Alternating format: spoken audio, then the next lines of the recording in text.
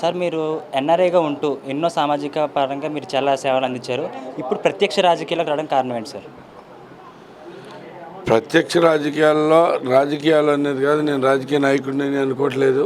Okay, నేను అనుకునేదల్లా ఈ గుడివాడ అభివృద్ధి చెందాలి.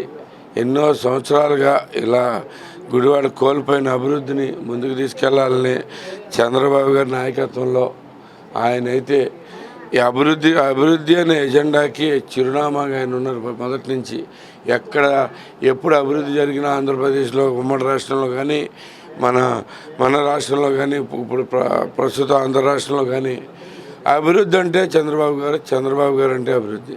సో ఆయనతో పాటు నడిపి ఆయన చేసే రకరకాల కార్యక్రమాల్లో నేను కూడా ఆయనతో చేయూత నుంచి సాధ్యమైనంత ఆయన దగ్గర నుంచి గుడివాడకు తరలించుకురావాలని చెప్పి ఆశతోటి పనిచేస్తూ ఉన్నానండి.